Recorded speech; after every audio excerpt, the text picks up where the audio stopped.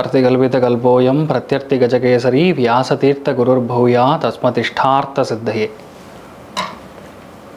Gajakesari stellar astrology நேயர்களுக்கு ஜோதிஷ Gajakesari doctor Acharya Harish ராமனின் அன்பான வணக்கங்கள்.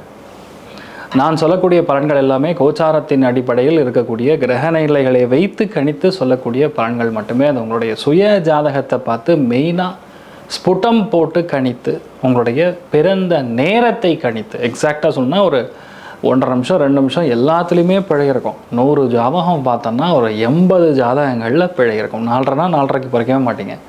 1 4:28 இருக்கும், இல்லை 4:31 இருக்கும். இந்த மாதிரி ஒரு சேஞ்ச் பொதுவாக இருந்துகிட்ருக்கும். ஸோ அதை வச்சு ஜாதகம் மாறுமான்னு கேட்டால் எவ்ரி 50 செகண்ட்ஸ் 48லேருந்து 50 செகண்டுக்குள்ளே கண்டிப்பாக ஜாதகம் மாறக்கூடிய பிராப்தம் தான் ரொம்ப அதிகமாக இருக்குது.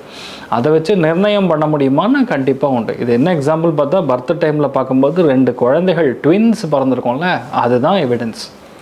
அதனால் பொதுவாக ராசியாதிபதி, லக்னாதிபதி, அப்புறம் மாரகாதிபதி இதெல்லாம் சொல்கிறோம்ல, இதெல்லாம் எல்லாருக்குமே இருக்கும். அந்த வருஷம் பிறந்த அத்தனை பேருக்கும் இருக்கும். இப்போ சூரியன் ஒரு இடத்துல நீச்சம் பெறார் ஐப்பசி மாதத்துலனா அந்த மாதம் ஃபுல்லாக சூரியன் நீச்சம். அப்போ எல்லாருக்குமே அப்பானால பிரச்சனையாக கிடையாது. ஸோ என்ன சொல்ல வரேன்னா, டைமை ஃபஸ்ட்டு கரெக்ட் பண்ணிவிட்டு அதுக்கப்புறம் பார்க்கக்கூடிய ஜாதகம் தான் கரெக்டான ஜாதகம். அதற்கான பலன்கள் தான் கண்டிப்பாக நடக்கும். அது கணிக்கிற திறமையில் இருக்குது, அவ்வளோதான். பெரியோடைய அனுகிரகத்தில் எல்லாருக்கும் நல்லது நடக்கும்னு நம்ம வேண்டிக்கலாம். ஐப்பசி மாதத்தில் நிறையா விஷயங்கள் நம்ம சொன்னது நடந்தது. அது நீங்கள் எல்லாருமே பார்த்துருந்தீங்க. எல்லாருமே ரெக்கக்னைஸ் பண்ணி நிறையா பேர் எனக்கு கமெண்ட்ஸ்லேயும் சரி, ஒவ்வொரு ஃபோன் கால்லையும் சரி, நேரடியாக என்ன சில இடங்களில் பார்க்கும்பொழுதும் அதை ரொம்ப ஒரு மிகப்படுத்தி பேசிகிட்டு இருக்கக்கூடிய நிலைமைகளில் நான் எல்லாருக்கும் ஒரு நன்றியும் பெரிய ஒரு ஆனந்தத்தையும் தெரிவித்துக் கொள்கிறேன். மிக முக்கியமாக பார்க்கும் பொழுது இந்த வீடியோ பார்த்திங்கன்னா நவம்பர் மாதத்திற்கான பலன்களை பற்றி தான் நம்ம பேச போகிறோம். நவம்பர் மாதம் எப்படிப்பட்ட விஷயங்களை கொடுக்க போகிறது, 1ஆம் தேதியிலேருந்து 30ஆம் தேதி வரைக்கும் எந்தெந்த கிரகங்கள் எங்கெங்கே இருக்குன்னு பார்த்தோன்னா, கடகத்தில் குரு உச்சமாக உட்காந்துருக்கிறது 15 நாளைக்கு. அதுக்கப்புறம் குரு அந்த இடத்துலேருந்து வக்கரமாகிறார். சூரியன் 16ஆம் தேதி வரைக்கும் ஐப்பசி மாதமாக இருக்கிறதுனால சூரியன் துலாத்தில் உட்காந்துருப்பார்.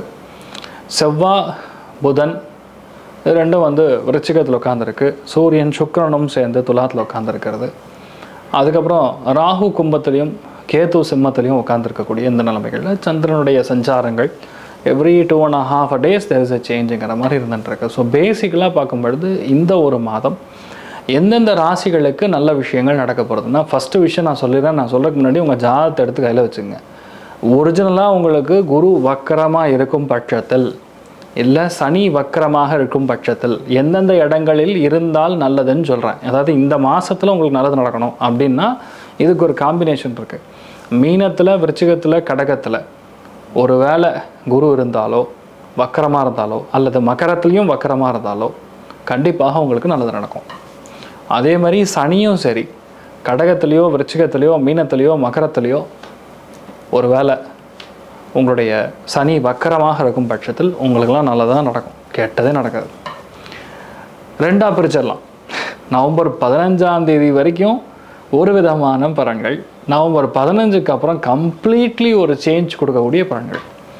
ஒருவேளை யாருக்கும் ஜாதகத்தில் வக்கரமாக எந்த கிரகமும் இல்லை அப்படின்னா 16ஆம் தேதி நவம்பர் வரைக்கும் உங்களுக்கு கோல்டன் ஈரா, கோல்டன் டைம்னு சொல்லலாம். ஸோ யார் யாருக்கெல்லாம் நவம்பர் 16ஆம் தேதி வரைக்கும் நல்லா இருக்குன்னு கேட்டால், வக்கரமாக இல்லாத கிரகங்கள் ஒரு வேளை இருக்கும் பட்சத்தில் விருச்சிகம், கடகம், மகரம், அதுக்கப்புறம் மீனம், இவங்களுக்கெல்லாம் செம்ம டைமிங், அருமையாக இருக்குது. சரியா? ஒருவேளை உங்களுக்கு குரு வக்கரமாக இருக்கும் பட்சத்தில், சனி வக்கரமாக இருக்கும் பட்சத்தில் யார் யாருக்கு நல்லது பண்ணோம் அப்படின்னு பார்த்தோன்னா, கடகம், கன்னி, விருச்சிகம், மகரம், மீனம், இவங்களுக்கெல்லாம் செமையாக இருக்கும்.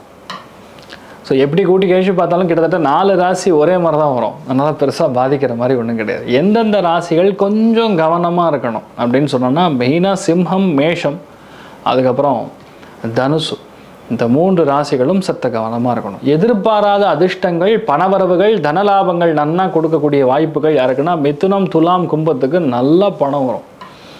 மகரத்துக்கும் பணம் வரும். பேசிக்கலாக நவம்பர் மாதத்தில் பணமழை கொட்ட போகக்கூடிய வாய்ப்புகள் யாருக்கு?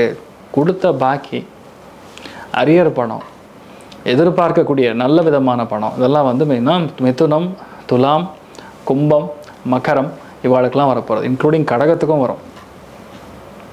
இந்த மாதத்தை பொறுத்த வரைக்கும் யாரெல்லாம் வீடு வாங்க போகிறோம் இல்லை நிலம் வாங்க போகிறோம் நிர்ணயிக்கக்கூடிய ஸ்தானம் யாருக்கு இந்த மாதம் அப்படின்னு பார்த்தோன்னா மெயினாக விருச்சிகம், கடகம், கன்னி, மீனம், ரிஷபம், மகரம் இவங்களுக்கெல்லாம் கண்டிப்பாக வீடு அமையக்கூடிய பிராப்தம் உண்டு.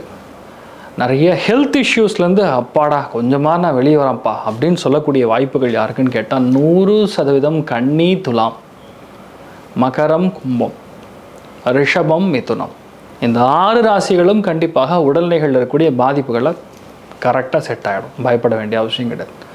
இந்த மாதத்தில் செம்ம சூடாவீங்க, பயங்கர டென்ஷன், அடி போலி பயங்கரமான கோபம் வரப்போகுது அப்படின்னு சொல்லக்கூடிய நிலைமை யாருக்குன்னா விருச்சிகத்துக்கு. விருச்சிகம், கடகம், அதே மாதிரி ரிஷபம், மீனம் இவங்களுக்கெல்லாம் கொஞ்சம் கோபம் கொஞ்சம் பொத்துண்டு வரும். ஏன்னா வேணுன்னே டென்ஷன் பண்ணி பார்ப்பாங்க. ஸோ ஒரு ராசி லக்னத்துக்கும் எப்படி இருக்குன்னு சொல்லி ஒரு அண்டர்ஸ்டாண்டிங்கில் நம்ம பார்க்கலாம். விருச்சிக ராசியில் விருச்சிக லக்னம் சார்ந்த நபர்களுக்கு முதலாவது விஷயம்னா சூரியன் செவ்வாய் ரெண்டுமே ராசி லக்னத்தில் சேர போகிறது 15ஆம் தேதி 16ஆம் தேதி நவம்பருக்கு அப்புறம். அது வரைக்கும் நிறைய அலைச்சல் இருக்கும், நிறைய செலவுகள் கொடுக்கும், லைட்டாக ஹெல்த் இஷ்யூலாம் கொடுக்கும். பட் என்னென்னா இது ஒரு விதத்தில் உங்களுக்கு நல்லதுன்னே சொல்லலாம். சூரியன் செவ்வாய் ரெண்டுமே மறைவு ஸ்தானத்தில் உட்காந்துருந்து ஐப்பசி மாதத்தில் நிறைய பணிச்சுமை கொடுத்தாலும் உங்களுக்கு தாராளமான பணவரவுகளை கொடுப்பார். ஓவர் டைம் பண்ணுற மாதிரி, நைட் ஷிஃப்ட் பண்ணுற மாதிரி, சில பேருக்கு ஒர்க்கு லோடு கொஞ்சம் ஜாஸ்தியாக இருக்கும். ஆனால் 16ஆம் தேதிக்கு அப்புறம் எல்லாமே உங்களுக்கு பெனிஃபிட்டாக மாறும். ஏன் மாறும் அப்படின்னு பார்த்தா திரிகோணத்தில் குரு உச்சமடைந்து உட்காந்துருக்கார்.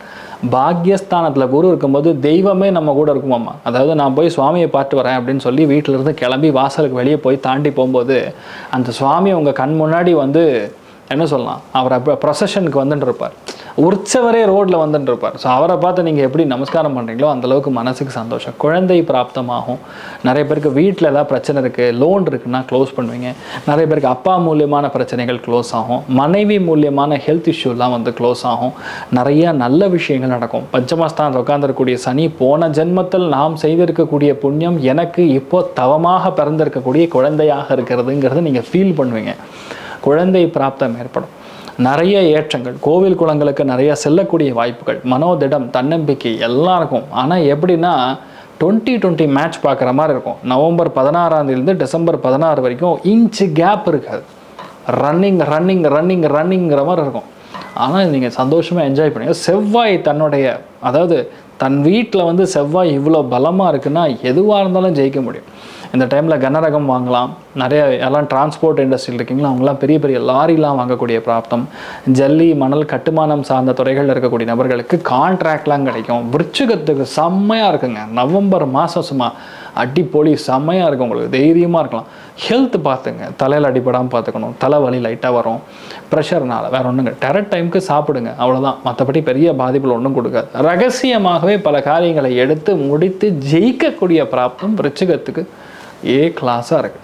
ஸோ சந்தோஷம்னு சொன்னால் 75, பொருளாதார ஏற்றம் 95 பலமாக இருக்குது. நீங்கள் வழிபாடு செய்ய வேண்டிய தெய்வம் பூவராக சுவாமி வழிபாடு ஏற்றத்தை கொடுப்பார். சர்வே ஜனா சுகினோ பவந்து, சமஸ்த சன்மங்களானி பவந்த்ரோணு கண்வந்து. ததாஸ்து. நன்றி, வணக்கம்.